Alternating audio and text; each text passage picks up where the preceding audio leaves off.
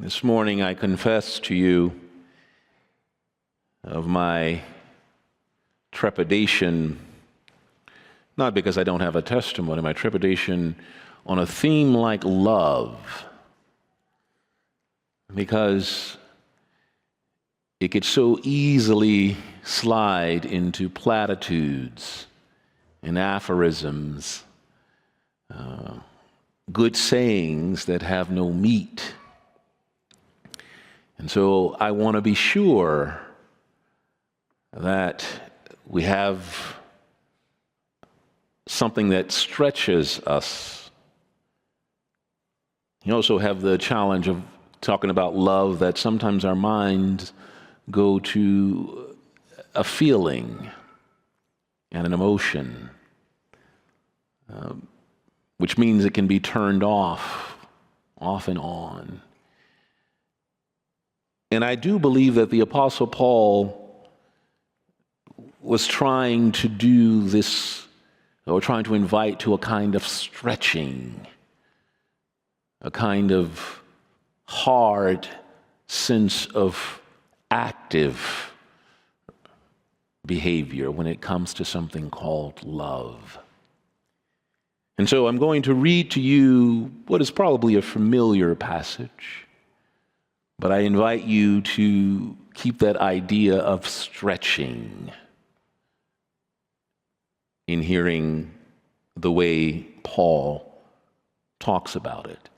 This is what Paul says: "If I speak in the tongues of humans and of angels, but do not have love, I am a noisy gong or a clanging cymbal. And if I have all prophetic powers and understand all mysteries and all knowledge, and if I have all faith so as to remove mountains, but do not have love, I am nothing. If I give away all my possessions, and if I hand over my body so that I may boast, but do not have love, I gain nothing. Love is patient, love is kind, love is not envious or boastful or arrogant or rude. It does not insist on its own way, it is not irritable. It keeps no record of wrongs. It does not rejoice in wrongdoing, but rejoices in the truth.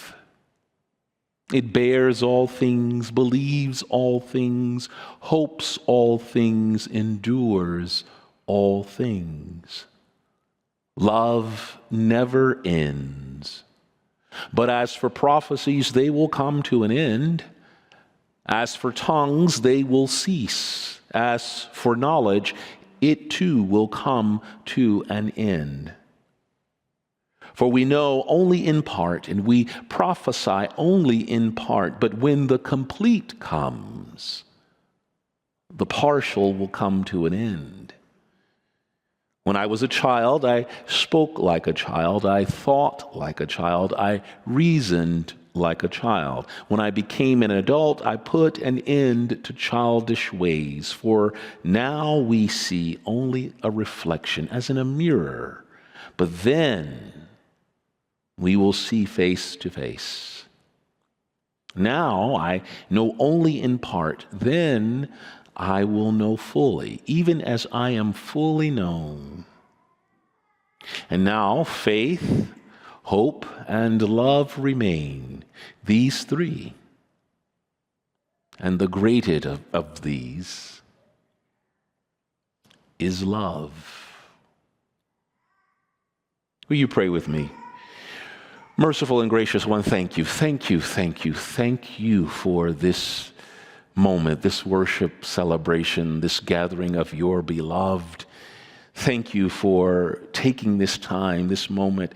Hallow it, great one. Make it your own, not me, not anyone else here, but you. You use this weak vessel, these lips of clay, to say life-giving things that will be sustained beyond the hour. In your many names we pray.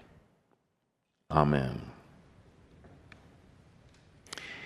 in her Pulitzer Prize-winning novel, Beloved, Toni Morrison narrates the story of an enslaved woman, Sethi, who escapes the plantation where she was brutalized, only to find herself coming face to face with the overseer of that plantation, trying to reclaim her and her children from their newfound home in freedom.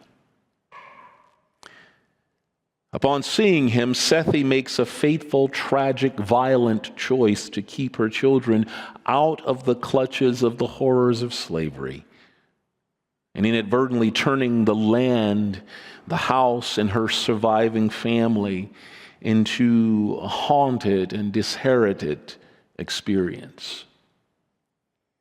Later on, when she is reunited with Paul D., another enslaved person she grew up with on that plantation, she finally gets the chance to explain herself and the terrible choices she made.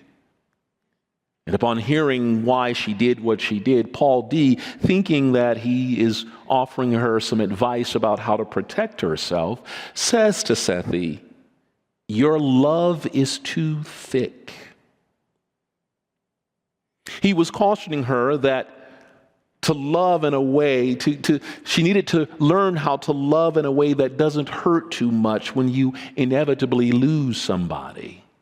Love in a way that doesn't require you to sacrifice too much of yourself.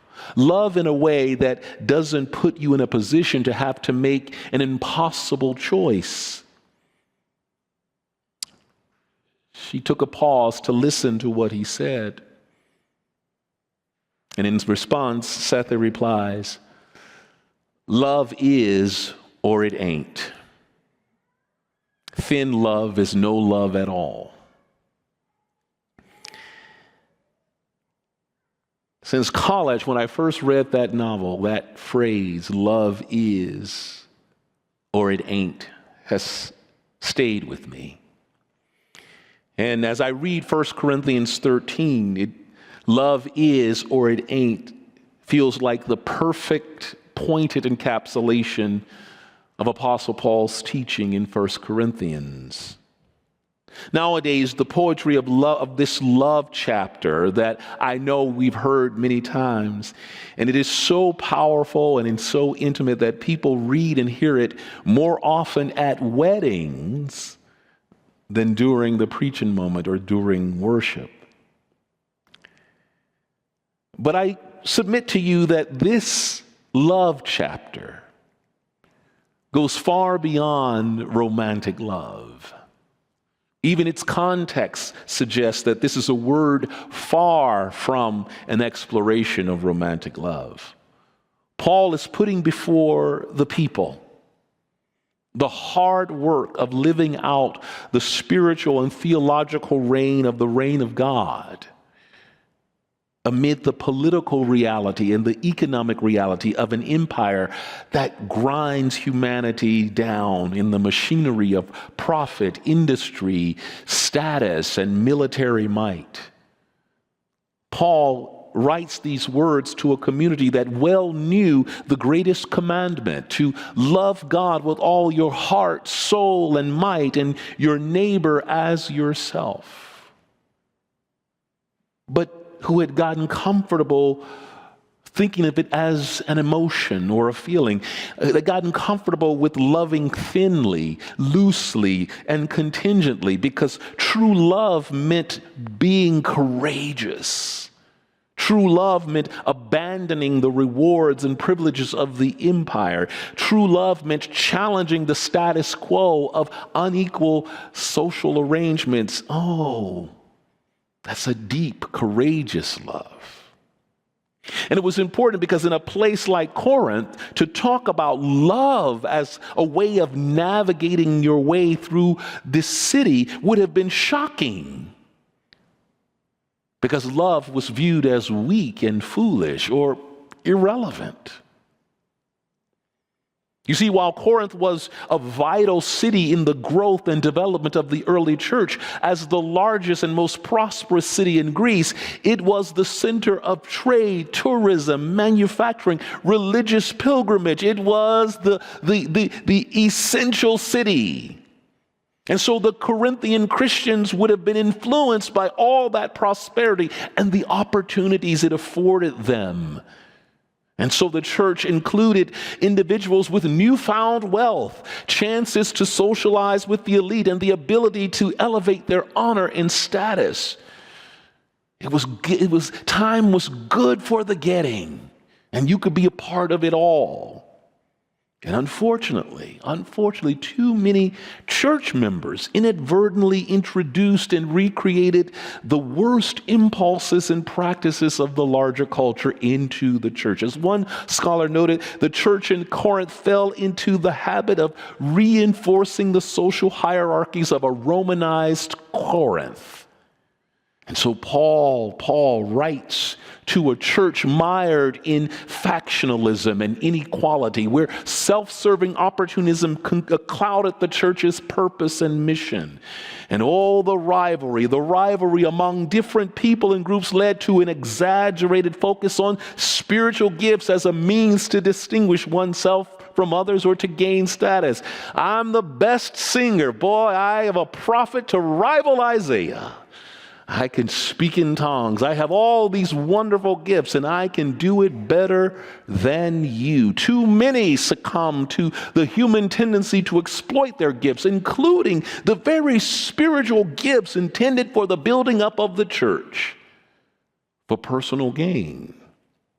Boasting about and competing over gifts of tongues, prophecy, and service begin to tear the church apart. And so the apostle, who's writing to this church about any number of things, including the importance of spiritual gifts, interrupts the letter for this one digression about love. Why? Oh, but he tells them right away. He says it right before we get to this love treatise. He says, go ahead, strive for the greater gifts. These gifts are wonderful. Strive for the gifts, and I will show you a still more excellent way.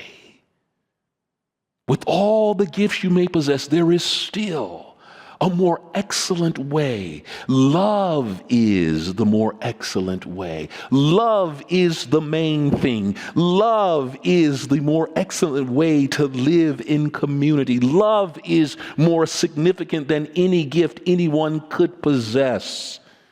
And so in the poetry of this digression, Paul clarifies that thin love, loose love, or contingent love is no love at all. Love is, or it ain't. And it makes sense because everything else that we can do, everything else that we may be able to offer, especially the gifts we are so proud to possess, they will all pass away. It will end. They will cease to matter at some point, especially when you can no longer offer them, especially when we come to that day where we have to pack it in and die. All of those things will go away. They will go, but Love will find a way. Love will not end. Love is the main thing. No matter how articulate, spiritual, prophetic, faithful, or generous we are, it won't mean anything without love. Without love, whatever gift, whatever skill, whatever talent deployed for any purpose other than service to others will end up being just another way to reinforce social hierarchies of the greedy, violent world we live in. Love. Love is the main thing. Love is the imperishable, always available force that gives meaning to everything we do, that provides the world with a foretaste of God's glory amid brokenness and profanity of the world. Oh, But I want you to notice something too about this verse. You heard that those words of Paul. Notice that the poetry is timeless and universal. Love is not a Christian possession.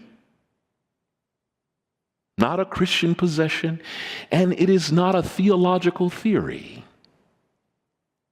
Love is not an emotion, just an emotion. It's not just a feeling. Love is a way of being, that inflects everything we do. Paul's encomium to love, meaning his praise for love as a universal virtue, a virtue that everybody can put on.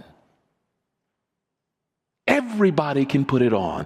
Invites us to consider how love can be a practice even when anchored in or reflected upon in the context of this unique witness of the Church of Jesus Christ. Let me put it this way. I don't care what religion you are. I don't care what race you are. I don't care what sex you are. Love is a universal virtue. And even in this Christian witness, we have to do as much work as anybody else to put it on.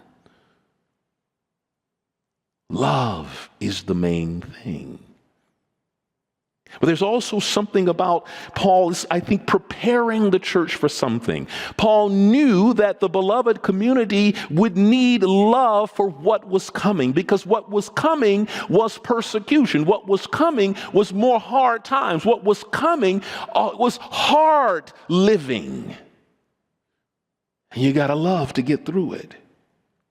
It was love that sustained them after Jesus was betrayed and nailed to the cross, and they didn't know what was going to happen next. It was love that kept them together as community when the pressure was to break apart and separate from each other. It was love that made people do the hard and courageous things and say, I am a part of the Church of Jesus Christ. Paul knew.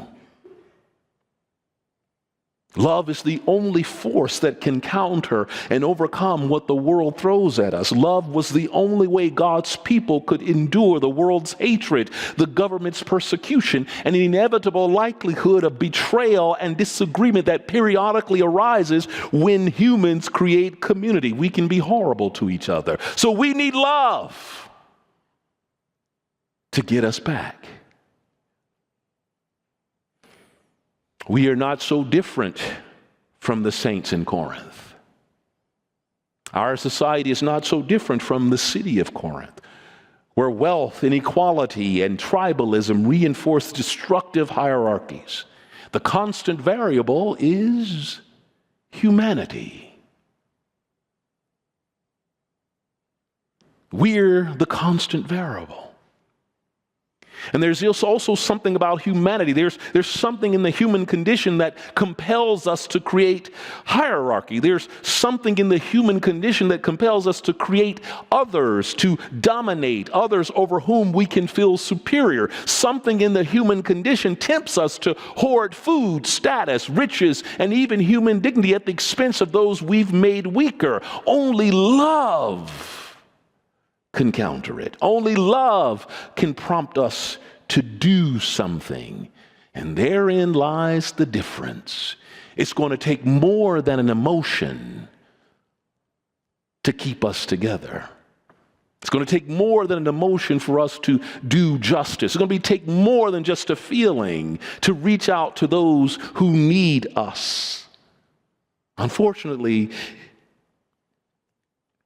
we rob love of its power because we still often see it as just a feeling, seldom as action. And Paul recognized that love encompassed more than an emotion and included an element of choice. That goes back to humans. If we are compelled to social hierarchy, we have a choice in how to respond. In his book, The Art of Loving, the renowned psychoanalyst Erich Fromm asserted that love is indeed more than a feeling and is within our ability to always choose. According to Fromm, love, quote, is an attitude, an orientation of character which determines the relatedness of a person to the world as a whole, not toward one object of love. an attitude and an orientation. This assertion is wholly consistent with Paul's teaching to the church in Corinth. Love is an attitude and an orientation that finds expression in our actions. Let me put it this way. What attitude and orientation do we have toward what we see beyond the walls of this church? What attitude and orientation do we have beyond the people who look just like us? What attitude and orientation do we have towards hunger and those in poverty? What does it look like when we encounter the shabby, unhoused stranger standing at the intersection as we drive by? How is love actionable when we see a seemingly menacing young black kid in a hoodie on the sidewalk walking toward us? What does love look like when we come across the transgender woman seeking a job or just asking to use the facilities?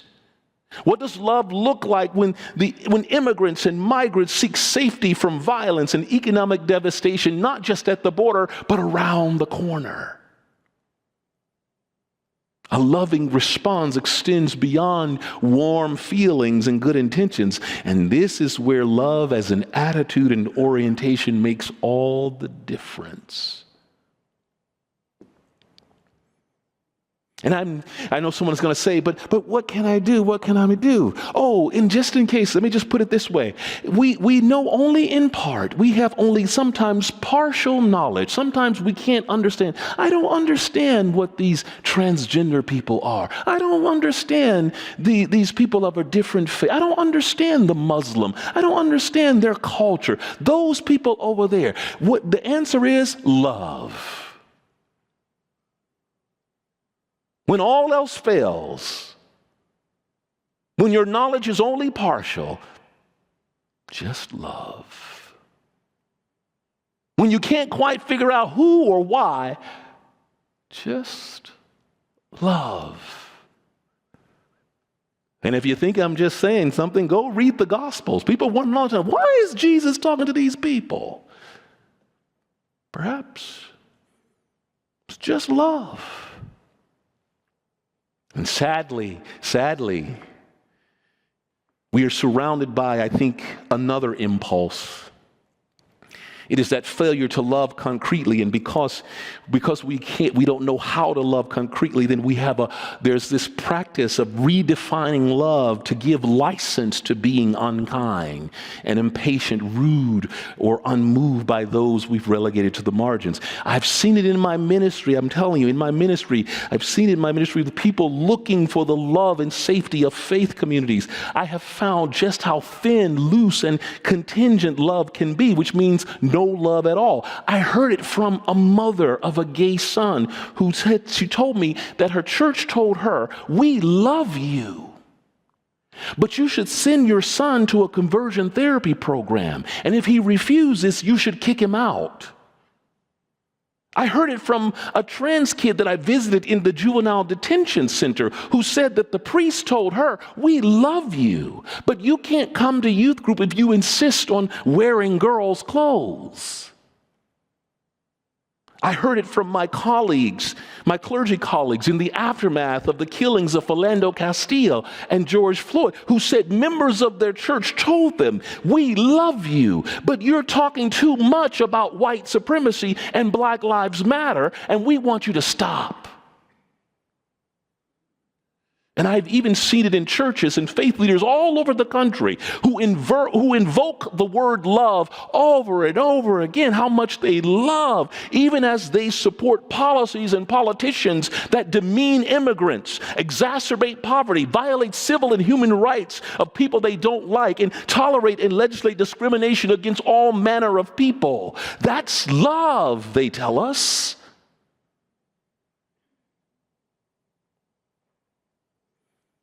And like in the ancient city of Corinth, our culture, economy, and politics have little use for love, so it might just be left up to us. The witnesses of Jesus and the early saints commend love as the enduring antidote to what the world is likely to do or has done or will not do. So as we confront the chaos and confusion of these times, of mass deportations, of white supremacist rhetoric and discrimination, of suppression of truth, of science and history, and the perennial exacerbation of our differences and the reinforcing of hierarchies, let love ground us. Remember, love is an attitude and orientation that finds expression in action. That's why you probably heard the phrase, Cornel West says, justice is love in action. The operative thing here is action, things happening. An attitude and orientation can be practiced, it can be nurtured, it can be put on. And so we know only in part now. We don't have all that we need to know. Some things are incomplete. But when all else fails, love. Amen.